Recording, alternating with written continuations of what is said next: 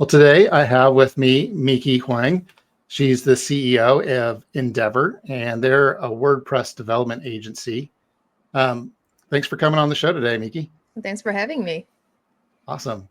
Well, I always like to start the show by asking about kind of your backstory. How did you come to be the CEO of Ndevr? And can you maybe just give me a little bit more background on the agency itself? Yeah, so Ndevr is, like, as you mentioned, it's a WordPress development company, development agency. So we co-founded Ndevr. Matt and I co-founded Ndevr in 2015, and I almost feel like this is kind of accidental and intentional at the same time when we started it. So Matt and I used to work at a same agency, same company before we started Ndevr. So he was my boss, technically my boss's boss, because he was overseeing the entire content side. He was a partner, so he already had previous experience with a lot of digital media companies, especially in the New York area. He managed and oversee all the projects, from open source projects to all the other ones like the Sitecore, AEM, and open source being Drupal, WordPress, and all the other custom built CMSs. So he had a lot of other experience before from the previous company. So I worked there, and I started as a developer before I joined that company. And I also worked at different consulting companies before, but I wasn't necessarily all in media in the area yet. So when I was working with him, I worked on one of the projects. Then I always had a big respect for him, and because he had a very strong technical knowledge and hands-on experience, which is kind of rare for someone in the management level. And I remember thinking that that project went really smoothly and really well and very efficiently because of his knowledge on that. So, and then I worked on a lot of other projects separate from him, and then he worked on other things, and he ended up leaving the company before I did. And shortly after, I ended up leaving the company for different reasons, but I had a little bit of a gap that I was start kind of figuring out what to do next. And during that time, I freelanced with Matt. So I was working on some of the projects as a freelance basis. And I quickly realized again that we work really well together because we have a very similar background. He had a technical background and I have a technical background.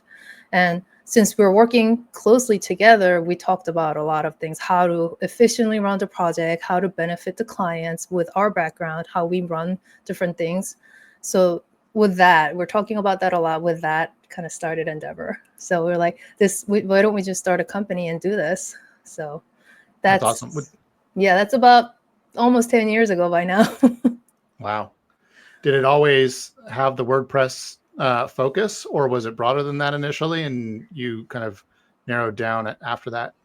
Yeah, so the previous agency that I was overseeing pretty much 99% of all the WordPress projects, but Matt was doing all the other ones too. And he was kind of overseeing above me because he was my boss.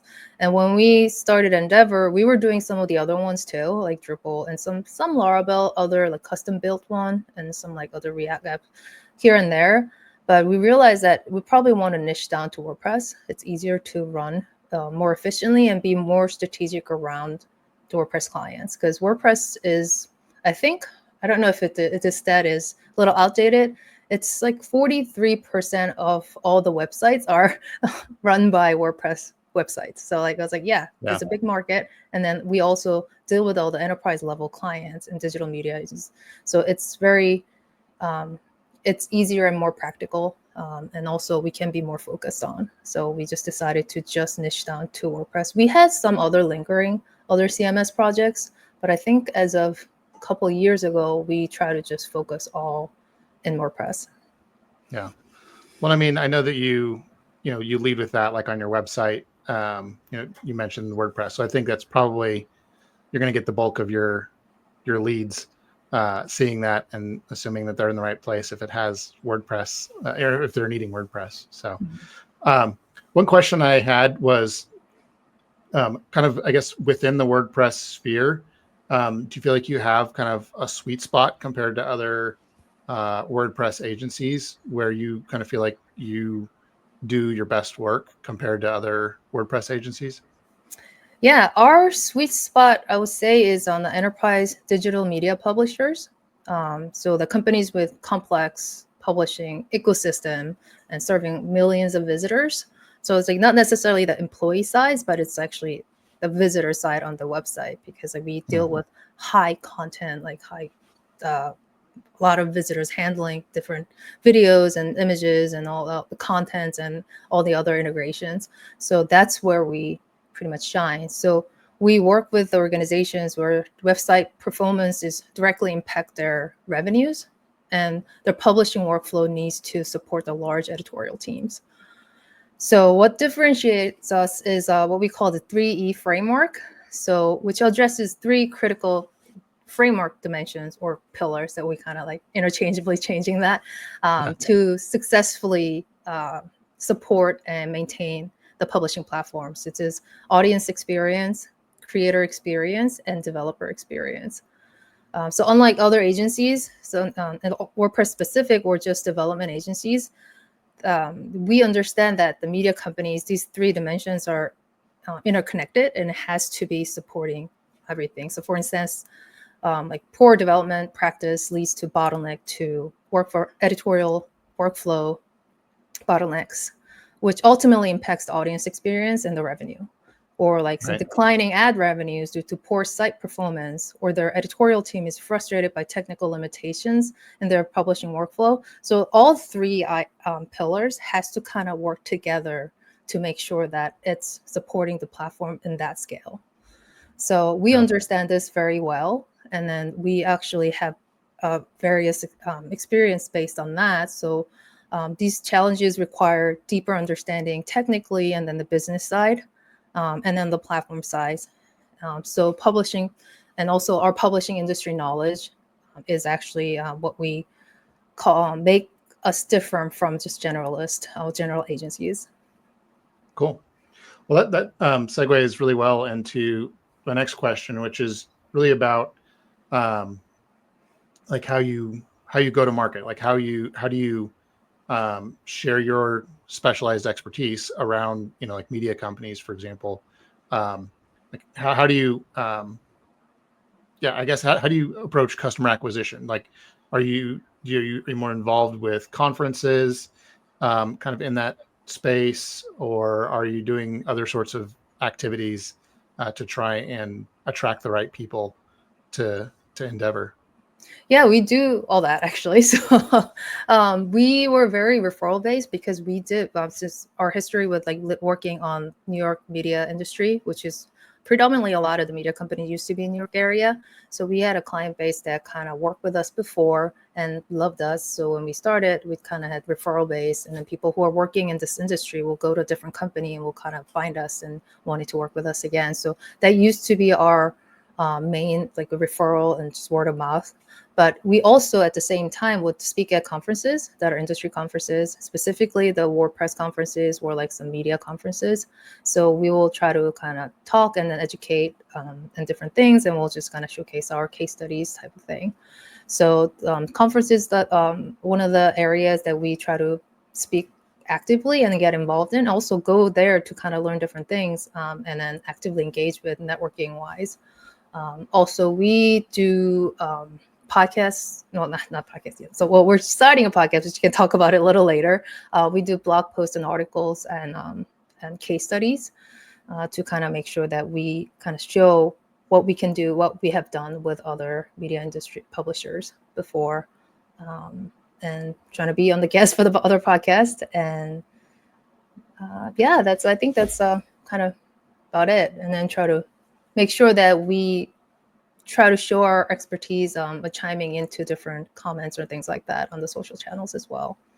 Yeah, no, that's smart. I mean, essentially, you're kind of taking your earned insights or expertise that you have with working this with a specific segment, and then you're kind of baking that point of view into like long form content, comments, short form content, just kind of, and even like live content, like where you're presenting at conferences, it sounds like.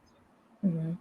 Yeah. So like the conferences that we spoke with, for me specifically, I was very dedicated to very technical side of it, whereas Matt was more doing both management side as well as just kind of showing like the stats with all the performance optimizations and things like that. Or Matt, it's more helpful for the management as well. But yeah, mine was more very catering to developers, how to make sure that you follow the best practices and making sure that how to actually develop correctly, so it's not just like a patching work. So it used to be that, so we're trying to kind of do more of something that's more holistic for everyone to be helpful, get benefit from.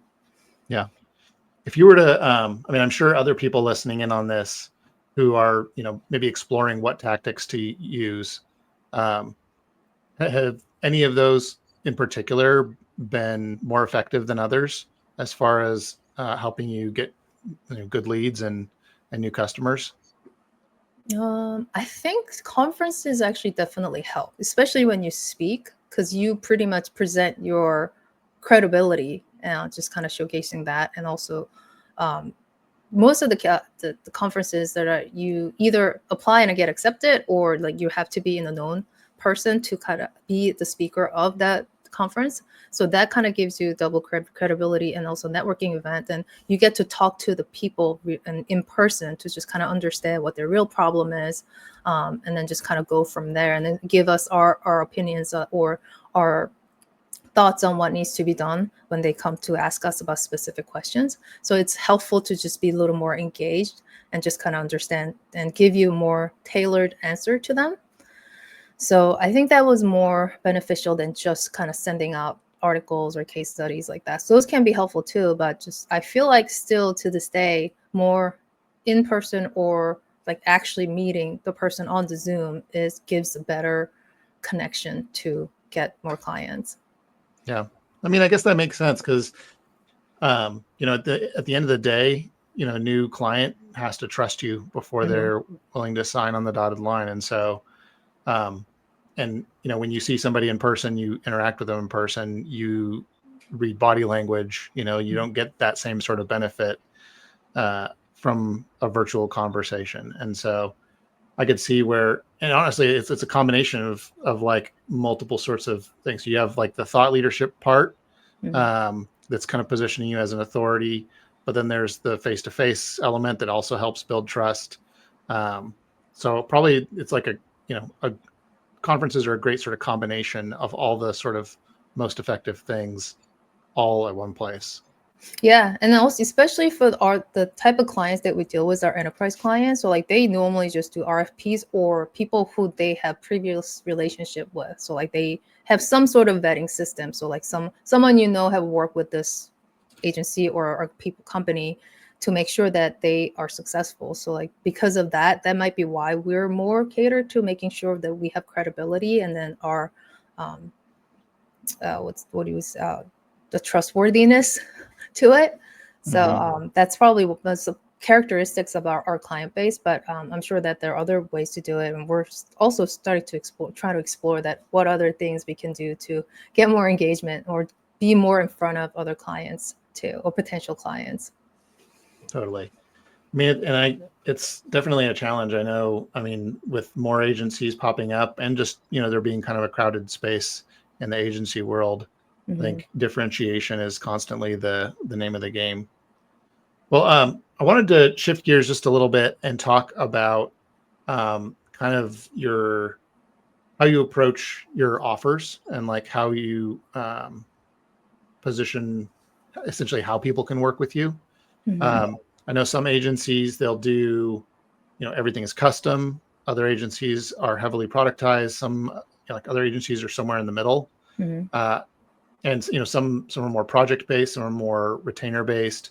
How do you think about that sort of mix, and how do you package what you do? I think our client, our engagements are more. We do a little bit of both, but I think we're more geared towards customization because of this the size of the clients, and also it's a platform that has a lot of other integrations. Just then just regular WordPress sites. So smaller clients that we have, it's we do occasionally get project based. So like a simple things that they wanted to just customize their site with a theme and the plugins, and then we'll build that for them. But enterprise clients are more, it's a platform. So they have a lot of other brands coming into one platform, and also syndication going on with the content. So they have to be custom. And then WordPress, misconception is that it's just a blogging tool, but it is not, because it's actually, you can build a full system with it. So our size, the projects that we work with in that enterprise client is more platform and very, very customized, because they have some sort of like, not some sort, a lot of integration with ads, videos, or even like some internal stuff or some private endpoints that we need to connect to. So it's heavily customized. So we do a lot of custom work in that sense. And so we mostly, some clients, that new clients that we onboard, like we usually start with, onboarding is more like a project. So it's like a site rebuild or site migration or redesign, or just migrating to a different platform, different hosting provider. Mm-hmm. So it starts with that, and then we usually go to the maintenance, and so then we just kind of maintain their sites with like some of the feature updates they request. So those are mostly I think a lot of our client base are just kind of turned into the maintenance after the first initial project, unless they want to do some other project base, like the new feature or redesign along the way, then it kind of like goes to project 2 maintenance again. Cool. So you have like, sounds like you have like an upfront bigger project, and then but you still have like a retainer, but it's just a smaller, more maintenance sort of retainer that's there for you to kind of be keeping things up to date and making sure things don't break, or fixing them quickly if they do break, that sort of thing. For the smaller projects, but the enterprise clients, it's actually, retainer is more of a project, because they constantly have new things coming up. So there has to be like new things rolling out. So there's a lot of development going on, as well as making sure that the things that are there is not breaking. And also, we're not just doing the patchwork. We're actually making sure that we're building it correctly. Just any new features they want to put in, we're going to make sure that we're actually building it correctly for all these 3 different the dimensions as well. Right. When you're like with these enterprise clients that you're working with, is there any sort of like, as far as concentration of like people who are doing replatforming versus people who are wanting something built from the ground up, brand new, versus people who maybe are already on WordPress, but they want it to be kind of a little more robust for their needs? Like, what sort of mix of clients is there around that?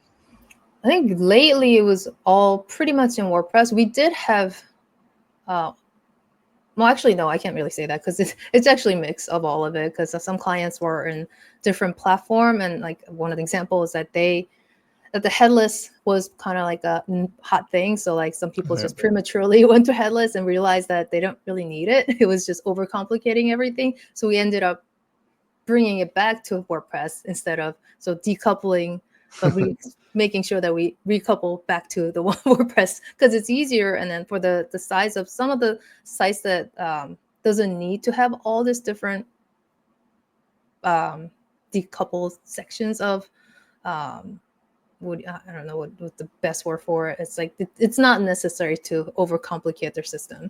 So there's some projects that kind of want to migrate back to WordPress, and that actually happened more than just once. And some of the CMSs that they were not happy with, they want to move over to WordPress. So like that happened a lot too. And also you also want to make sure that you're on the right hosting, because the hosting has to make sure that they can support the high traffic. Because like if you're on a not managed or like a self-serving hosting, unless you have a team of people who can actually handle that, it's easier to, and then it's actually more secure to be on a managed hosting that are specifically catered to your specific sites, or like a scale, a background. So making sure that we're putting them into the right platform so their performance and uptime is there. So those things we kind of lump them into migration, but there's like different types of migration that are going on in the background. And some feature updates within the WordPress, because the WordPress is open source, so like they roll out all the new versions very frequently. So we need to make sure those versions are up to date, and for security reasons, performance reasons, because they want to make sure that all the sites are in the latest version to make sure that they take the full benefit of it. And also comes with different plugins they put in. If there's community plugin or paid plugins, they also roll out with any updates that need to make sure it's secure and performant. So all those have to work together. So we want to make sure that the maintenance portion will just make sure that everything is up to date, security-wise, performance-wise, and whatever needs to be done for their site. Cool. That sounds amazing.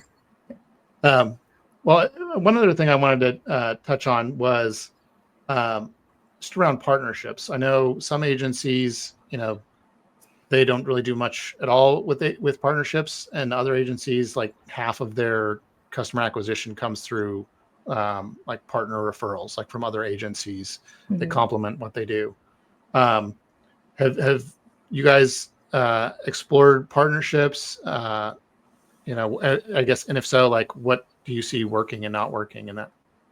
So we're actually very open to partnerships. So like I said before, our partnership goes with like a managed hosting company. So partnership with managed WordPress hosting provider. Since we specialize high performance environments, we need to make sure that we have to make sure our clients are on the hosting provider that can actually handle their site. So we are an agency partner with the most known managed hosting, like WordPress VIP and Pantheon and WP Engine. So we do work with them closely to make sure that we partner with them to make sure that they are all on the secure platform. And also we only do technology work, so we don't do creative work. So we also partner with a creative agency to work together if the client needs a creative work on top of our development or technology side of it. So that part, so we partner with them. And some of the other partnership also goes to, since we niche down to WordPress, some of the other platforms, if clients come to us for specifically asking for different platform, that will refer to other agencies where we have previous relationship with that we trust. So we're very open to that. And then we have been referred to from those agencies when they specifically ask for WordPress sites as well. So we work together with various types of partnerships in that end. Yeah, that's a great example of kind of a lot of the different ways that you can find those partnerships, because it's people like that basically kind of support the same ecosystem that you're already in.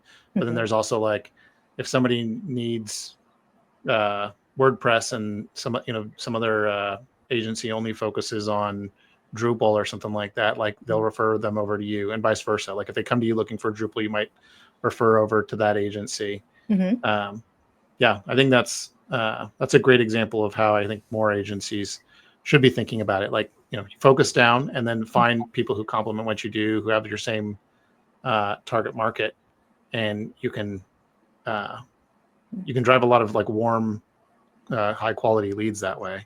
Yeah, and then it worked very well. And also you learn so much from other agencies. It's just like, they're not just competitors. They're just, you work closely with them and grow together. That I've always feel like that's when you really grow a lot. So we have been very fortunate to get to know a lot of other agencies that work very well with us. And then they kind of believe in the similar things as we do. So we work together very well on that end. Yeah.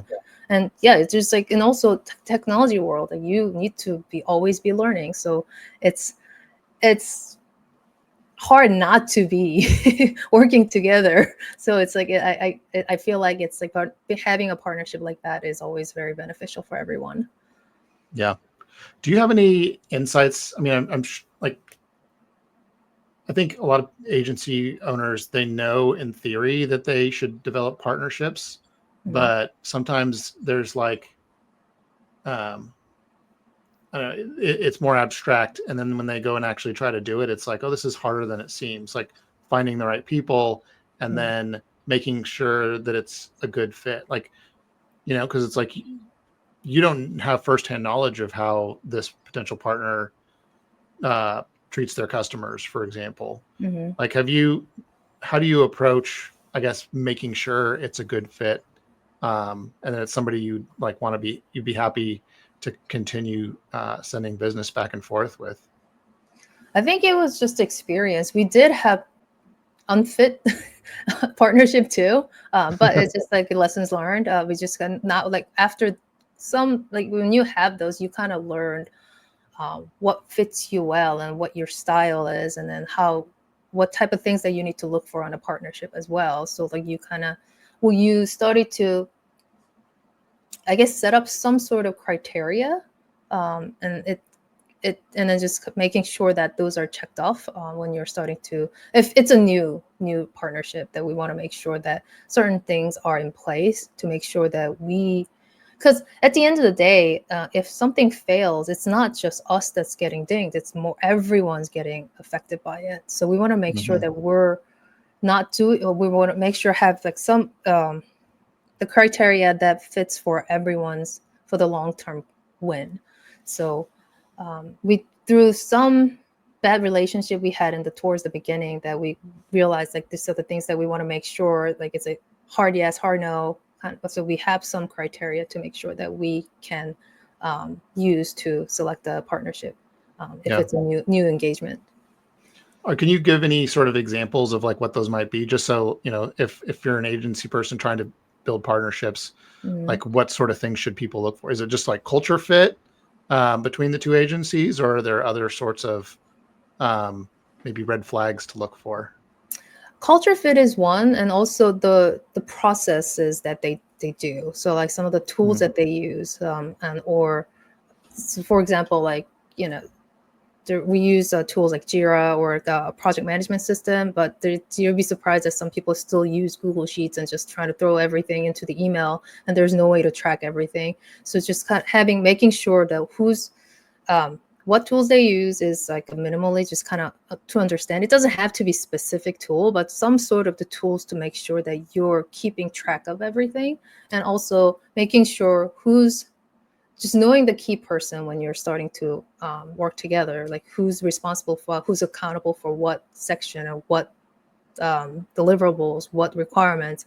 So having that identified so that we know who to get to when things get a little chaotic, that's also helpful. So those are two things that I can think of. And there are a bunch of other things. You can probably think of it as we go. But yeah, there are little things like that, just kind of making sure the basic things are there. But by basic, I will think that it's basic, but sometimes it's not for everyone. So our process is to have the check marks on like who, the personals, the tools, and the deadlines for everything. The scope has to be a little more tight because there's kind of, if anything's ambiguous, the scope creep can come in the different directions. So just making sure everything is kind of clear for everyone, so everyone's in the right and the same page on everything is very important, especially in the beginning.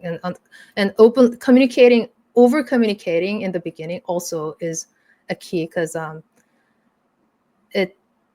when you know your style and you know how the other party works, it's easy to just kind of get used to it. But in the beginning, sometimes it's like you need to just over communicate to make sure that they understand what you meant and what you're trying to do, and vice versa. Like we need to completely understand what they're trying to do, and some of the things that they do is like, where does it fit in the grand scheme of things, like those kind of things. Just making sure being on the same page for everyone is pretty important. Yeah, absolutely. Well, where do you see Ndevr going in the future? I mean, I think you said 2015 is when you started it. Is that right? So you've been around for about 10 years now. Yeah. Do you have, where do you see yourself 5 to 10 years from now? Where do you want to go? That's the question we always ask, and we're trying to smartly answer it. But we're still, and we definitely want to grow more and just make sure that we deliver the good results for all the clients and people we work with. Where do we want to be in 5-10 years? It's a little up in the air. Like I don't want to say that we want to sell the company, because like I do want to be preparing for that, because preparing for being in a position to sell also kind of makes you have all the things in place to grow correctly.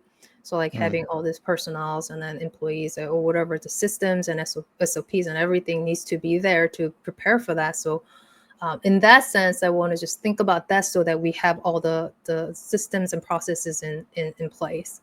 But if I want to sell it, if I want to retire, that's not really something I'm thinking of. But at the same time, I want to grow healthily in 5 to 10 years so that we can also think about that in the future. Absolutely. Yeah, there's a great book. Maybe you were referencing this, but there's a great book called Built to Sell that is like in this story. It's all about an agency that's kind of restructuring how it works to be more streamlined, to have a lot of those details in place, so that the CEO, I think, can like actually step away from the day to day. And one of the other things is that it's so basically it's like, what are the things that you need to put in place to like maximize the value of the agency, so that it's not like dependent on the founder or the CEO always being in the trenches constantly in order for it to succeed and win. Yeah. So like, there are a bunch of other books that kind of talk about that. And I remember like reading that just kind of made me open up. And I was like, yeah, so it's not just to prepare to sell. It's more making sure that you're building your company healthily, and then also making sure all the parts are there so that it's like, yeah, someone has to leave or someone has some accident, like, you don't have that gap to fulfill with like a frantic way.